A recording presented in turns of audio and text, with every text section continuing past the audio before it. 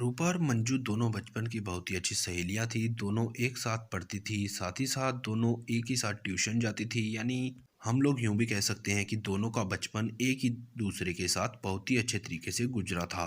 रूपा के परिवार वालों को मंजू पर विश्वास था और मंजू के परिवार वालों को रूपा पर पूरी तरह से विश्वास था। दोनों में इतनी पक्की दोस्ती थी, लेकिन दोनों के ही मन में एक डर था कि जब हम बड़े हो जाएंगे, हमारी शादियां हो जाएंगी, तब हम एक दूसरे की जुदाई कैसे सहन कर पाएंगे, कैसे एक दूसरे के बिना रह पाएंगी। क्योंकि दोनों के पति एक दूसरे से ना मिलने दे या फिर उनका एक दूसरे से स्वभाव अलग हो, तो हमें एक दूसरे से बिछड़ना पड़ेगा। शादी के बाद भला कितने दिन अपनी दोस्ती को निभा पाएंगे, यही डर उन दोनों के मन में चलता रहता था। और दोनों इसी डर डर में ही जवान हो गई। रूपा और मंजू दोनों के ही कॉलेज खत्म हो गए और शादी की चर्चा घर पर चलने लग गई। सबसे पहले रूपा की शादी तय हो गई। रूपा की शादी एक डॉक्टर से तय हुई और वह बहुत जल्दी दिल्ली शिफ्ट हो रही थी। रूपा मंजू का हाथ पकड़कर रोती थी कि मैं तो दिल्ली चली जाऊंगी और तू यहीं लखनऊ में रह जाएगी। तुझे भी दिल्ली में ही शादी करनी होगी, तभी हम दोनों एक साथ सेटल हो पाएंगे। मंजू कहती है तू तो जा पहले, फिर मैं देखती हूँ कि मेरी शादी कहाँ पर तय होगी। रूपा के पति डॉक्टर थे। रूपा की शादी हो गई बड़ी ही धूमधाम से और मंजू से लिपटकर खूब रोती है और बोलती है कि सहेली मैं जा रही हूँ, अब देखती हूँ कि तुझसे कब मिलना होगा। रूपा की शादी हो गई और वो विदा भी हो गई और उसके पति डॉक्टर थे तो वो अच्छे से रहने भी लगी। कुछ दिनों के बाद मंजू के रिश्ते की बात चलने लगी। तभी मंजू अपने पति से कहने लगी कि आपके भी तो काफ़ी सारे दोस्त हैं, काफ़ी सारे फ्रेंड हैं, क्यों ना मेरी सहेली की शादी अपने किसी दोस्त के साथ करा दें, मेरा भी मन लगा रहेगा। और मंजू अगर दिल्ली शिफ्ट हो गई और आपका वो फ्रेंड निकला तो मुझे बहुत अच्छा लगेगा। रूपा के पति सोचने लगे कि मेरी बीवी की ये ख्वाहिश है तो मुझे इसकी ख्वाहिश जरूर पूरी करनी चाहिए। और वो सोचने लगे कि इसकी शादी किससे करवाई जाए। संयोग से उनका एक फ्रेंड था आभास, लेकिन आभास की नीयत अच्छी नहीं थी। जिस दिन संयोग की शादी रूपा से हुई थी, आभास की नज़र रूपा पर थी। रूपा उसको बड़ी ही ज़्यादा अट्रैक्टिव लगती थी, इसलिए कई बार बहाने से आभास संयोग के घर आ जाया करता था। रूपा को मन ही मन आभास अच्छा लगता था। यूं तो रूपा उसे देवर जी कहकर बुलाती थी, क्योंकि वो पति के दोस्त थे, इसलिए उसे वो अच्छा लगता था। संयोग इस बात से अनजान था कि मेरी ही पत्नी और मेरे दोस्त के बीच नजरों ही नजरों में कुछ चल रहा है। रूपा अपने पति से जिद करने लगी कि क्यों नहीं मंजू की शादी आभास से ही करा देते हैं।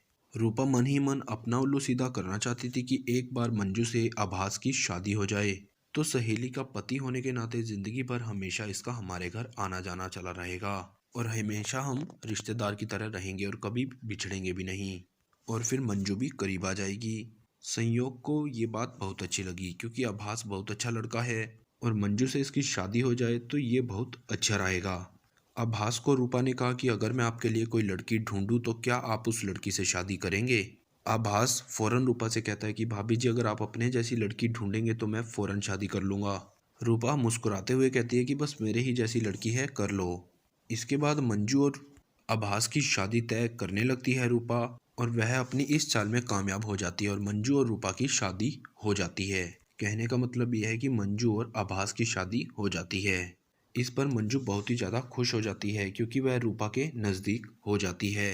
मंजू और रूपा दोनों दिल्ली शिफ्ट हो जाती है और दोनों एक ही फ्लोर में रहने भी लग जाती हैं। आभास भी डॉक्टर है और संयोग भी डॉक्टर है। और यहाँ पर रूपा और मंजू दोनों सहेली है। ये दोनों एक ही फ्लैट जिसमें दो कमरे होते हैं उसको लेकर रहने लग जाते हैं। अब क्या था, लंच रूपा के यहाँ तो डिनर मंजू के यहाँ। चारों इस तरह मिलकर रहने लगे जैसे कोई जानता ही नहीं था कि ये फ्रेंड है या फिर फैमिली है। रूपा धीरे धीरे एक बात गौर करने लगी कि जब से मंजू आभास से शादी करके आई है, पता नहीं मेरे पति संयोग को बड़ी तिरछी नजर से देखती है। आखिर क्या बात है, मुझे उसका मन टटोलना होगा, ऐसा रूपा मन ही मन सोचती है। एक बार रूपा मंजू के पास जाकर बैठ जाती है। दोनों के पति हॉस्पिटल गए हुए थे। रूपा मंजू से पूछती है कि तुझे तेरे जीजाजी कैसे लगते हैं। बदले में मंजू कहती है कि ये क्या सवाल हुआ, जीजाजी हैंडसम है, बहुत स्मार्ट है, मुझे तो बहुत ज्यादा पसंद है। रूपा कहती है नहीं, इस नज़र से नहीं, तुझे तेरा पति आभास ज्यादा पसंद है या मेरा पति संयोग। रूपा मुस्कुराने लगती है ये पूछकर और मंजू इशारा समझ जाती है। मंजू मुस्कुराकर कहती है कि तुम बहुत लकी हो, तुम्हारे पति जैसा मेरा पति नहीं है, लेकिन मुझे जीजा जी ज़्यादा पसंद है, उसके बाद मेरा पति आभास पसंद है। इसके बाद रूपा समझ जाती है कि जिस तरह से मुझे मंजू का पति पसंद है, उसी तरह से मंजू को मेरा पति भी पसंद है। और फिर दोनों सहेलियां मिलकर प्लान बनाती है। रूपा कहती है मंजू को कि अगर तुम एक दिन मेरे पति के साथ रहना चाहती हो तो तुम मेरे पति के साथ रह सकती हो, मुझे इसमें कोई ऐतराज नहीं है। मंजू यह बात सुनकर हैरान हो जाती है। कहती है रूपा तू मेरे लिए इतना कर रही है, सिर्फ मेरी खुशी के लिए? बदले में रूपा कहती है नहीं, मैं ये सब अपनी खुशी के लिए भी कर रही हूँ, मुझे भी तेरा पति बहुत ज़्यादा पसंद है, तू एक दिन के लिए अपना पति मुझे दे दे। दोनों सहेलियां हंसती हैं और दोनों कब इतनी फ्रैंक हो जाती है कि अपने पतियों की बदला बदली करने लग जाती हैं। उनको इस बात का पता ही नहीं चलता है। रूपा एक दिन मुस्कुराकर अपने पति संयोग से कहती है कि आपको मेरी सहेली मंजू कैसी लगती है? वो कहते हैं मंजू अच्छी लड़की है, वो मुझे अच्छी लगती है। फिर वो कहती है कि एक रात के लिए आप मंजू के साथ क्यों नहीं रहते, उसको भी अच्छा लगेगा और आपको भी अच्छा लगेगा। संजोग यह बात सुनकर हैरान रह जाता है कि एक पत्नी अपने पति को लेकर ऐसी बात कैसे कह सकती है, वो भी किसी और स्त्री के लिए। उधर मंजू भी मौका निकालकर आभास से कहती है कि आपको रूपा कैसी लगती है? आभास कहता है कि रूपा अच्छी लड़की है, मुझे अच्छी लगती है। आभास मन ही मन सोचता है कि इसको कैसे पता चला कि मुझे रूपा पसंद है।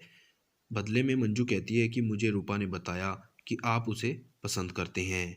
साथ ही साथ कहती है मुझे कोई ऐतराज नहीं है कि आप एक रात के लिए रूपा के साथ रहें और मैं संयोग के साथ। आभास मन ही मन ऐसी पत्नी को पाकर खुश हो जाता है कि इतनी फ्रैंक पत्नी उसको मिली है, जो उसको खुद ही अपनी सहेली के पास जाने के लिए बोल रही है।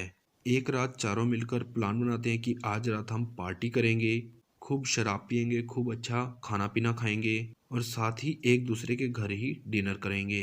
तय समय पर सारे के सारे डिनर करते हैं और साथ ही साथ शराब भी पीते हैं। दोनों की पत्नियां बहुत ही ज़्यादा खूबसूरत बनकर आती हैं। मंजू और रूपा दोनों मिलकर आभास और संयोग को खूब शराब पिला देती हैं और फिर दोनों अपने चाल में कामयाब भी हो जाती हैं। उसके बाद आभास के कमरे में आभास तो रह जाता है लेकिन उसके साथ रूपा रह जाती है और इसी तरह संयोग के कमरे में मंजू रह जाती है। फिर पूरी रात चारों पति पत्नी एक दूसरे के साथ अदला बदली कर कर पूरे मजे करते हैं और ये बात कभी किसी को ना बताने की कसम भी देते हैं। एक बार तो ठीक था लेकिन अब ये सिलसिला आम हो चला है।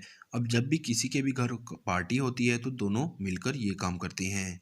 चारों अपनी दुनिया में बेहद खुश हैं और चारों अपनी ज़िंदगी को एंजॉय भी कर रहे हैं। दोस्तों आपको हमारी ये कहानी कैसी लगी हमें नीचे कमेंट बॉक्स में कमेंट लिखकर जरूर बताएं। साथ ही साथ वीडियो अच्छी लगे वीडियो लाइक करें, शेयर करें। धन्यवाद। जय हिंद।